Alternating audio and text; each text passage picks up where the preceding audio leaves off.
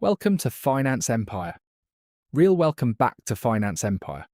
Real life stories that don't just improve your English, they make you feel something real. Before we begin today's story, I want you to think about this question for a moment. What is the price of success? Is it the long nights, the stress, the missed vacations?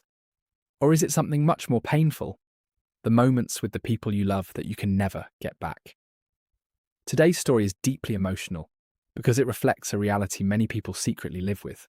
A father spends his entire life building a powerful career, believing he is doing everything for his family. But one day, after the awards, after the promotions, after the applause fades away, he realizes his daughter grew up without him. And the hardest part, she learned how to live without needing him. As you listen to this story, pay attention to the emotional English expressions, the vocabulary of regret, reconciliation, distance, and healing. These are the kinds of phrases native speakers use when discussing family relationships and painful life experiences. And trust me, this story has moments that might hit very close to home. So get comfortable, relax, and let's step into the life of Arthur and Maya. The city skyline shimmered outside the glass walls of Arthur Bennett's office, like a sea of artificial stars.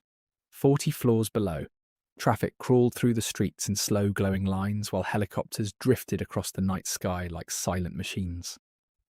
Arthur stood perfectly still near the giant window, one hand inside the pocket of his expensive charcoal suit, the other wrapped around a glass of untouched champagne.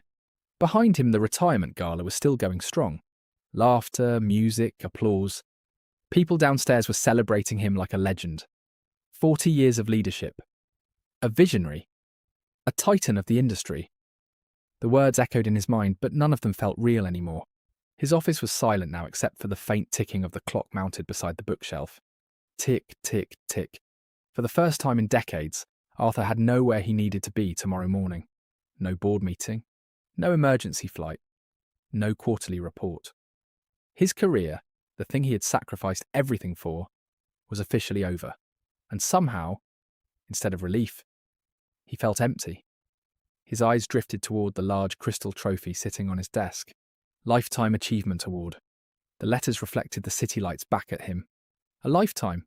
The phrase suddenly sounded terrifying. Because what exactly had his lifetime achieved? The silence in the office grew heavier. Arthur loosened his tie slowly and walked toward his desk where a cardboard box sat waiting beside his laptop. His assistant had packed up the personal belongings from his office earlier that afternoon. There were old pens, a few framed photographs, business cards, expired airport lounge passes, artifacts from a life spent moving too fast to notice it was disappearing. Arthur reached into the box absent-mindedly and pulled out a thin blue folder covered in dust. He frowned. He didn't even remember leaving it there. Curious, he opened it carefully. Inside were old papers, school drawings, faded certificates. And then he saw it. A report card. Maya Bennett, his daughter. Arthur's chest tightened slightly as he stared at the teacher's handwritten comment near the bottom of the page. Maya shows exceptional artistic talent.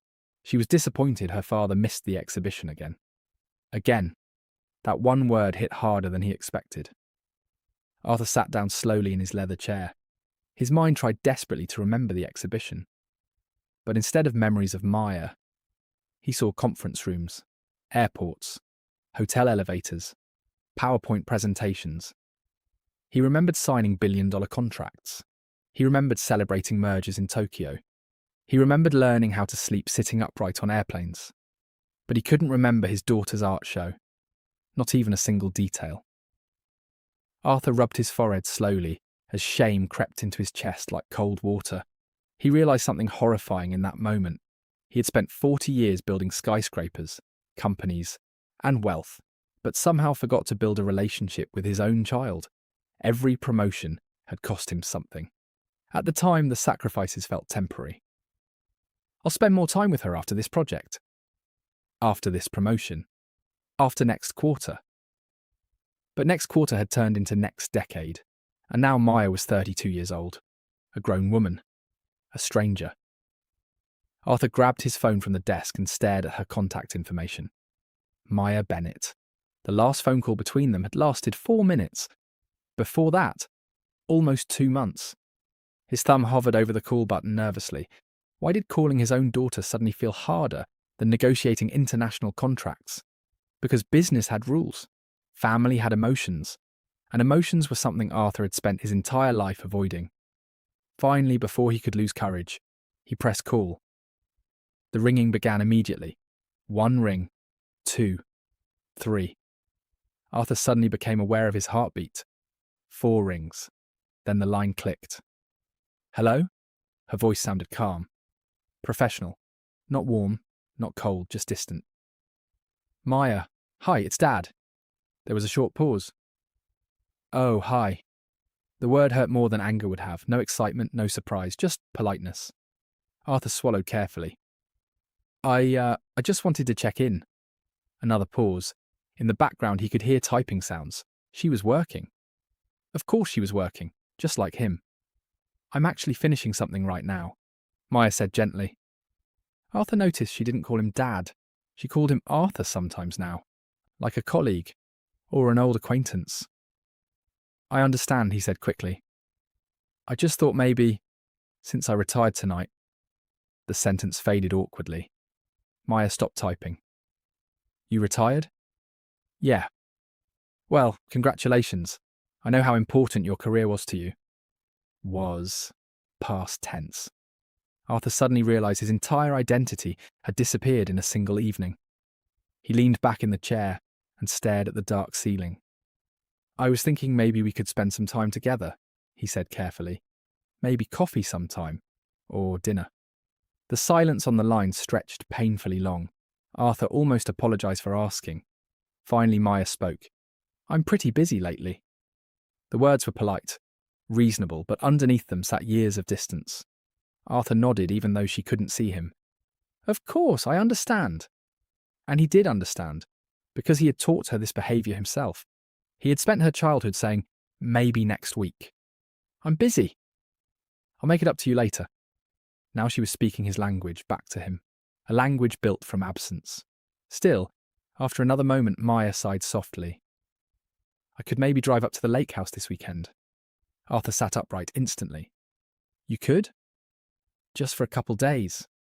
Relief rushed through him so suddenly it almost felt painful. That would be wonderful. We'll see, she replied cautiously.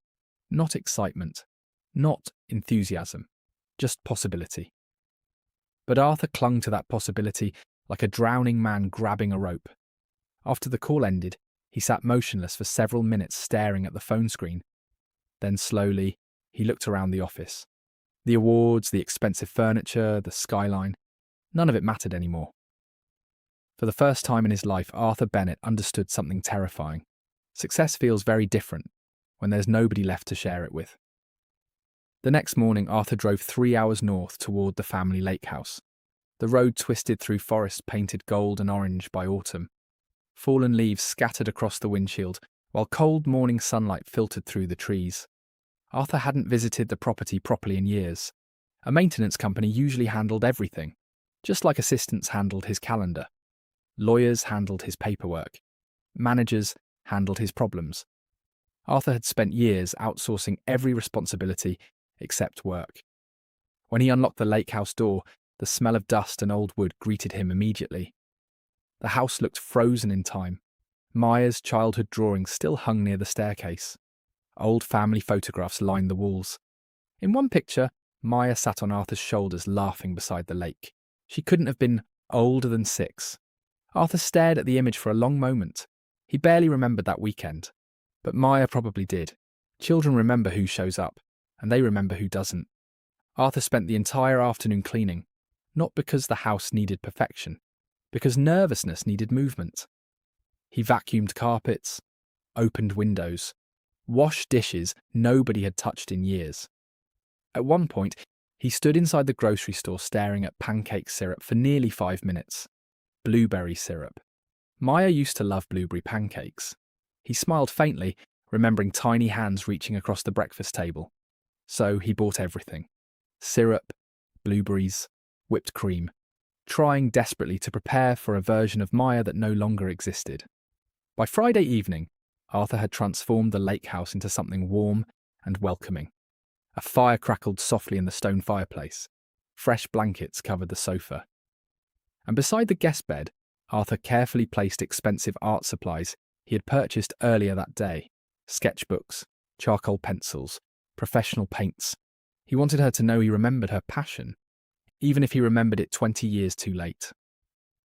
Then finally, headlights appeared through the trees. Arthur's stomach tightened instantly. Maya's car rolled slowly into the driveway.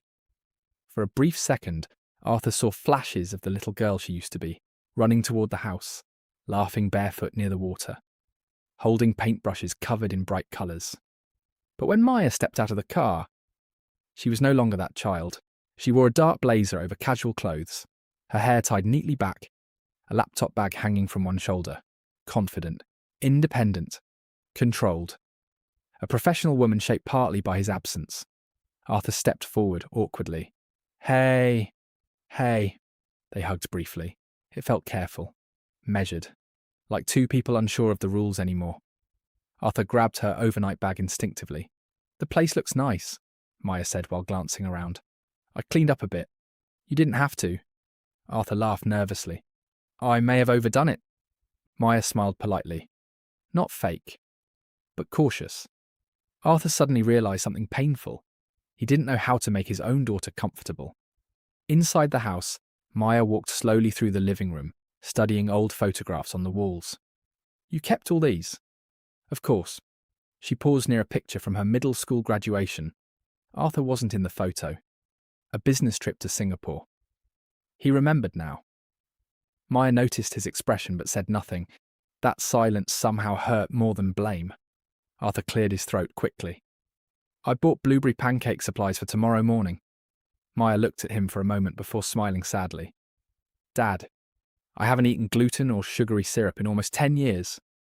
The sentence landed softly, but Arthur felt it like a punch. 10 years. He didn't even know what his daughter ate anymore. Oh. He looked toward the kitchen helplessly. I'm sorry. It's okay. But it wasn't okay, because the pancakes represented something much bigger. Arthur had preserved memories instead of relationships. He knew the child she used to be, but not the woman standing in front of him now. That night they sat on the back porch overlooking the dark lake. Cold wind moved through the pine trees while distant water rippled under moonlight. Arthur searched desperately for conversation topics. How's the architecture firm? Maya blinked. I left the architecture 3 years ago. Arthur froze. You did? I work in environmental law now. Environmental law. His own daughter had completely changed careers and he never even knew. Arthur stared out toward the water, feeling embarrassment crawl through his chest. That's amazing. Maya shrugged gently. I wanted to do something meaningful. Meaningful. The word carried weight. Not cruel, not accusing, just honest. Arthur suddenly felt old in a way retirement hadn't prepared him for. Not physically old, emotionally outdated, like someone arriving late to his own family story. And sitting there beside the lake, Arthur Bennett realised the hardest truth of all. You can miss a childhood without realising you're missing it. And by the time you finally look up from your work, Honoreike, the child is already gone. Next time on Finance Empire Real Life Stories, Arthur tries to repair the damage of 30 years of absence. But one painful conversation about Maya's graduation forces both of them to confront the truth they've been avoiding for decades. And when a sudden medical emergency changes everything overnight, father and daughter are finally forced to decide whether broken relationships can truly heal.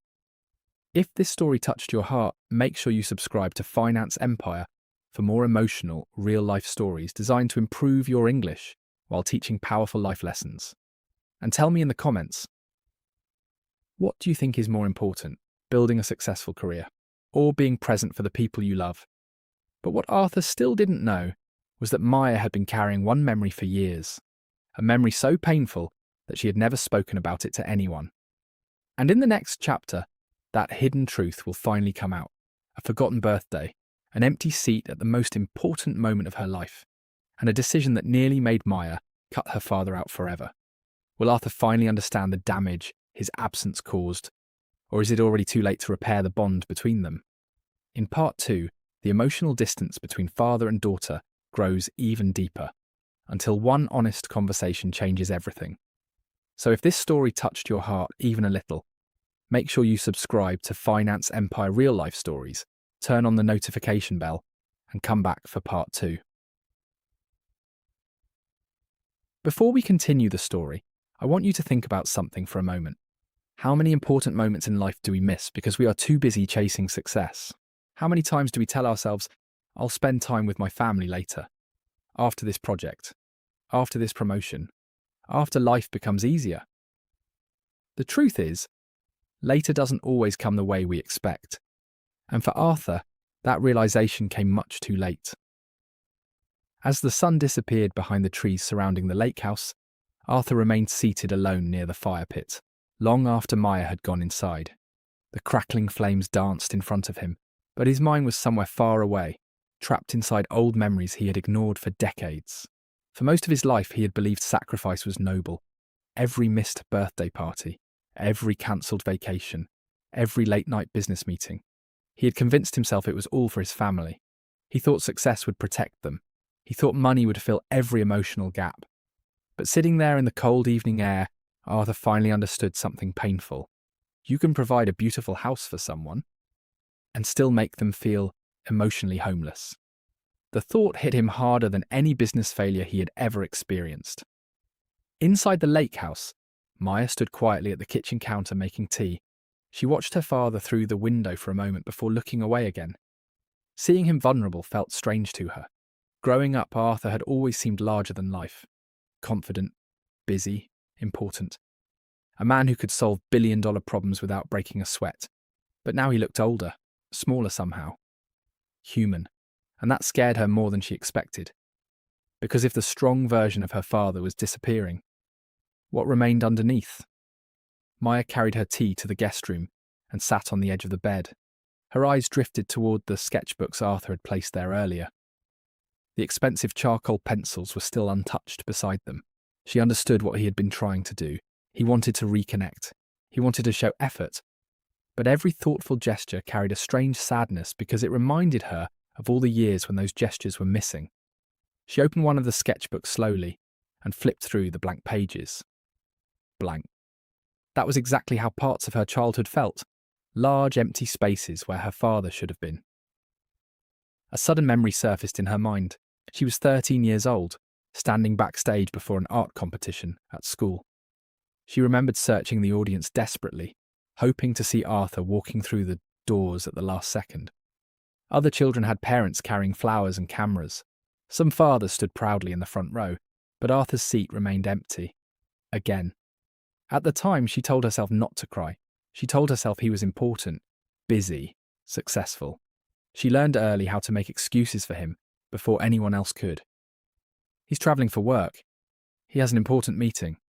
He tried his best. But deep inside, every excuse became another tiny crack in their relationship. Back outside, Arthur finally stood from the fire pit and walked slowly toward the kitchen. He found Maya rinsing her mug at the sink. "You always make tea before bed?" he asked gently. Maya nodded. "Chamomile helps me sleep." Arthur smiled faintly. "You used to hate tea." "I used to hate a lot of things," she replied softly. The answer wasn't cruel, but it carried enough weight to silence the room. Arthur leaned against the counter carefully. "Maya, can I ask you something honestly?" She looked at him cautiously. "Okay. When did you stop needing me?" The question lingered in the air between them. Maya looked down at the sink for several seconds before answering. "I never stopped needing you, Dad." Arthur felt his chest tighten instantly. That was the problem. The words broke something inside him. For years he had assumed distance meant independence. He thought Maya had grown away from him naturally, as children do when they become adults. But now he realized something devastating. She hadn't stopped caring. She had simply stopped expecting. There was a difference. A huge difference. Arthur pulled out a chair and sat down slowly. "I don't know how to fix this." Maya crossed her arms gently. "I don't think there's a quick fix. In business, there's always a strategy, a solution, a timeline. This isn't business." Her answer came immediately, calm but firm. "This is years of silence. Arthur nodded slowly. For once, he didn't defend himself. He didn't explain how hard he had worked or how much pressure he was under. He simply listened. And strangely, that mattered more to Maya than any apology so far. Most of her life, conversations with her father had felt one-sided. Arthur talked, Arthur explained, Arthur solved, but he rarely listened. Now sitting across from her in the quiet kitchen, he finally seemed willing to hear the uncomfortable truth. You know what hurt the most? Maya asked quietly. Arthur looked up carefully. What? You always acted like time together could be postponed. Arthur stayed silent. You missed dinners because there would be another dinner. You missed birthdays because there would be another birthday. You missed graduations because there would be another achievement someday. Her eyes shimmered slightly under the kitchen light. But moments don't wait for people forever. Arthur lowered his head. Every sentence felt painfully accurate. He remembered telling himself he would slow down next year. Then the next year. Then after one more promotion, one more contract, one more deal. Life became a constant negotiation where family always lost to urgency. And now the bill for those decisions had finally arrived. I thought I had more time, he whispered. Maya's expression softened slightly. That's what everyone thinks. The silence afterward no longer felt hostile. It felt honest, raw, necessary. Outside, rain began tapping softly against the windows again. Arthur stared at the droplets sliding down the glass and realised how many years had passed exactly like this. Unnoticed while he was focused somewhere else. I'm scared, he admitted suddenly. Maya blinked in surprise. Of what? That maybe I missed too much. For the first time since arriving at the Lakehouse, Maya walked closer to him, instead of farther away. She leaned gently against the counter beside him. You missed a lot, she said truthfully. Arthur closed his eyes briefly. But you're here now. Those 4 words carried more hope than he felt he deserved. Arthur looked at his daughter carefully, almost afraid the moment would disappear if he moved too quickly. I want to learn, he said quietly, even if I'm late. Maya gave a small, tired smile. Then start small. How? Call me sometimes without multitasking. Arthur nodded. Ask questions you actually want answers to. Another nod. And when someone you love talks to you, she said softly, don't make them compete with your phone, your meetings, or your schedule. Arthur swallowed hard. For years he had mastered the language of leadership, negotiation, and success. But now he realised the simplest lessons were the ones he had failed to learn. Presence, attention, listening. The truly important things had never appeared on a corporate spreadsheet. That night, long after Maya went to bed, Arthur remained awake at the kitchen table, writing notes in a small notebook. Not business ideas, not financial plans, just simple things about his daughter. Favourite music, jazz, career, environmental law, tea before bed, still sketches when stressed, tiny details. But to Arthur they felt priceless, because for the first time in many years then he wasn't studying a market. He was finally learning the person he loved most, and deep down, both father and daughter knew something important had changed that night. Not repaired completely, not magically healed, but changed. The silence between them was no longer empty. It was finally becoming a bridge, because the hardest truths are still waiting to be spoken.